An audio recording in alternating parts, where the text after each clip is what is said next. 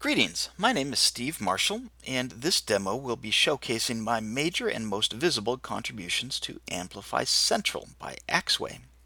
As a very brief overview, AMPLIFY Central allows you to take your API that you have created, import it into the system, and AMPLIFY Central will help you add authentication to your API, either on the front end or the back end, or both, depending on what it is that your needs are.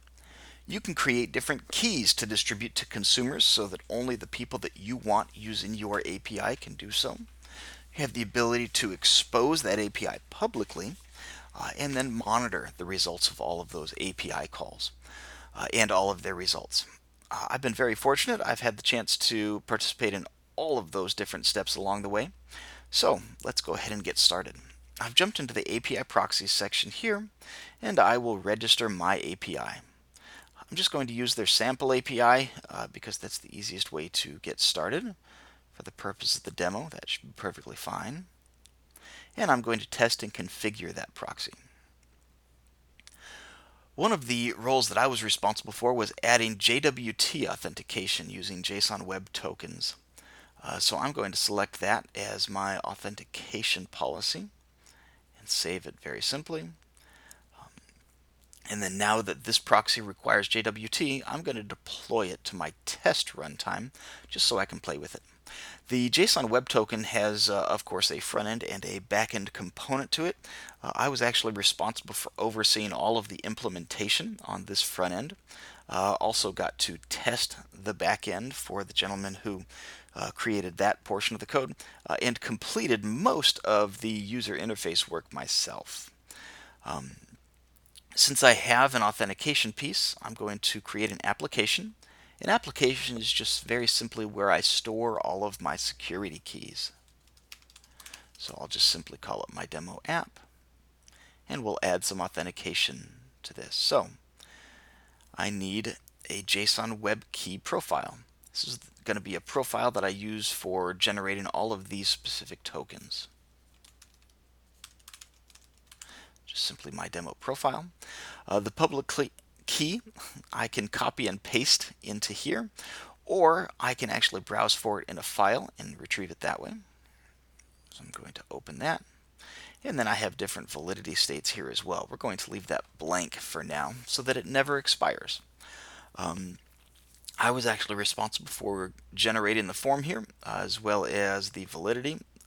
For example, if I insert a key that's not valid, it will tell me that this is the format that I need, and the error message goes away once it's there. That also includes implementing the browsing for a file and putting it into this field.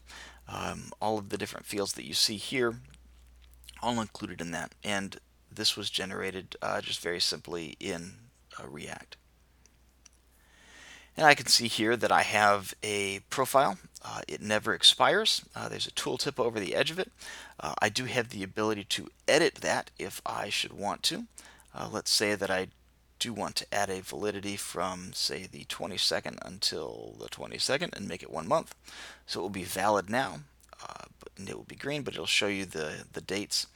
In the event that it has actually expired already, it will actually tell you so in the list, and you won't be able to use the key because it's not valid, so it's expired. And if it's actually expiring soon, I'll get in here. You can see this expires in 1 day, and it's giving me the tooltip for that. So we'll spread it out just a little bit. It's still within a week, so it's going to be yellow, but it has that. So I implemented the different color schemes and the validity states for those, as well as the tooltip also. And then of course I have the ability to delete a key if I should want to. So you've seen obviously viewing, creating, updating, and deleting. So I have full CRUD control over my keys here as well. So we'll open that back up, create my key again, make sure it never expires. And then, in addition to having a key, I need to give my key permission to use that specific application. So I called up my musical instruments on the test runtime, and I'm going to allow those. So just because I have a key doesn't mean I get to use it automatically for every single API that exists. Different keys can open up different APIs, which is why we also need to give it specific permissions. And now once I go back here into the proxy that I created, I have my test methods tab.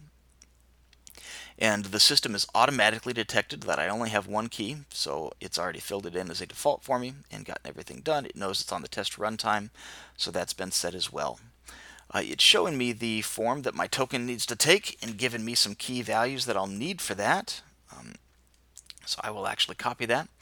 Go to a web tool, JWT.io, which is just very simply a way of generating tokens. For the purpose of this, since this is actually your API, we do rely on you as a provider to generate tokens and distribute them as you see fit. That may change with future iterations as we look at use cases, but that's the way that it's implemented today. So I've made my shape of the token that I wanted. It has generated a token here for me. I will copy it, and as soon as I paste this token in, I can see that all of my warnings and everything go away. Everything should be perfectly fine. So I have a token, and I'll get down here into my simple get call. I will execute it, and I get a 200 response back, as well as all of the data that I'm expecting. So that was a successful result, exactly what it is that I had expected.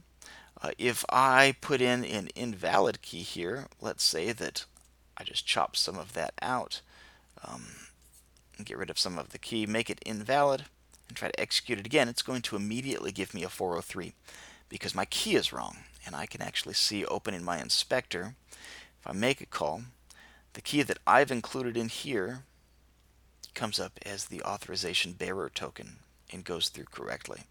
So let's get rid of all of that, put in a valid token, attempt to make another call, and I can see I have my 200 result. And I can see all of the data coming back, and of course that my authorization bearer token went out correctly the way that it was expected to. So I do have those results that are there and tested successfully, so I'm quite pleased about that. In the event that, let's say, I did not put the correct application ID in my token, meaning that my token is not giving the correct information that it needs to, the error message on the right will actually remain in place because the structure of my token is wrong. So AMPLIFY Central here is actually decoding your token in real time, making several comparisons and checks and finding that it's not the correct shape. So it's continuing to show you that correct shape instead. So let's put this back so that I have the correct token. And of course, once I put the correct token in here, just paste it in, that message goes away because the format is all correct. So just a few pieces of error checking. I was responsible for setting up the entire form here, including displaying those IDs as a read-only field. Those are things that were not previously implemented. I created a new text area, which is larger than a normal text area, and included the error message along with the validation handling that's inside of there. And then, of course, made sure that the call was going through correctly with the correct headers out to the back end. Once all of that is done, I can actually go here to my observer, which is where I can check all of my calls. So there we go. So I can see that I've made 4 calls. 2 of them were successful, 2 of them were not. That's the expected result based off of what it is that I saw. So I can go here into my API traffic and see all of those calls that I made. So one of them was just, it was a great result. One of them was not modified, most likely a cached result. And then 2 of them I tried to make with invalid keys. So they were failures. Here in the filters, I've actually created several filters for the API observer traffic. So I can see all of the successful calls. You'll recall I had one that came back successful and one that was from cache data. Both of them up here because they were both successful. If I want to really drill down and see just the 200 responses, I can do that. If I want to see all of the failures, I can see those. And if I had any server exceptions, any 500 responses, I can come back and see those as well. Of course, if I have additional runtimes, I'm only using the test runtime, but if I had anything on the production runtime, I'd be able to filter those as well. Any environments, if you have your own environment, your on-premises environment, or some type of hybrid, we'd be able to view those as well and filter by them. Right now, everything is stored in the Axway cloud. The very general CRUD methods, so your get, post, put, delete, you can see all of those as well. And if you have more than just our one proxy, you can see those also. So you can see here I have one from a busy bee proxy. And once I do want to see what's happening, I can get into this and I can see the details. I was actually responsible for creating this entire page and seeing everything that happens. So I have my get request, the response back, the number of services that it hit, and all of those details. I was responsible for creating this new data table that exists. Previously, in our arsenal of components, we did not have a table where the left side indented based on a nesting tree. And now we do. So we can see that that comes through it. So this went from just our client into AMPLIFY Central's cloud. The security portion of our cloud validated everything and sent the request off to the back end. So I can see this actually made 2 trips. And so you can actually see the entire round trip your API made. I can get inside of these and actually see all of the headers that came back and forth for each individual call as well. So we're not storing any of the body data information. As an API provider, that is your personal data. It's not something we're interested in storing. We're interested in helping you troubleshoot the issues that you may have seen. So you can see those for each individual call. I was responsible for setting up those and the expanding tables as well. And you can search as well. So if I just want to see the security portion, I can see that that's actually come up in just that part of the nest. If I go back here into a failed call in the details, I can see I only have one span. So it made it from my client into the cloud, and then the Axway cloud determined that you were using an invalid key, so it didn't bother sending it on.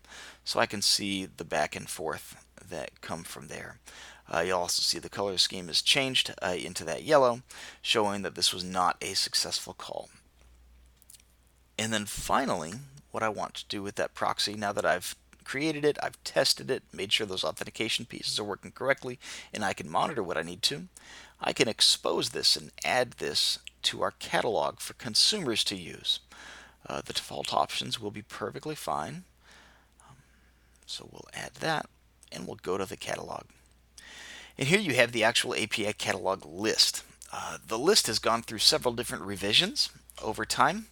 I was responsible for actually creating and designing the first version of the list. That is not this one, but several of the elements remain in place.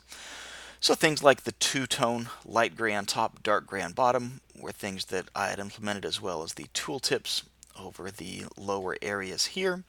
I had actually designed the ability for this to change color on the hover, for it to appear as though it's actually coming towards you on the hover effect, add the shadow, and for the icon to get larger on the hover. On version 1, the icon was round, it was totally circular, and it actually popped out of the tile itself. This version, they've seemed to make it a bit more clean, which I certainly can't disagree with. And of course, everything changes over time. But that was the basic idea of the first implementation, and everything else is built off of that.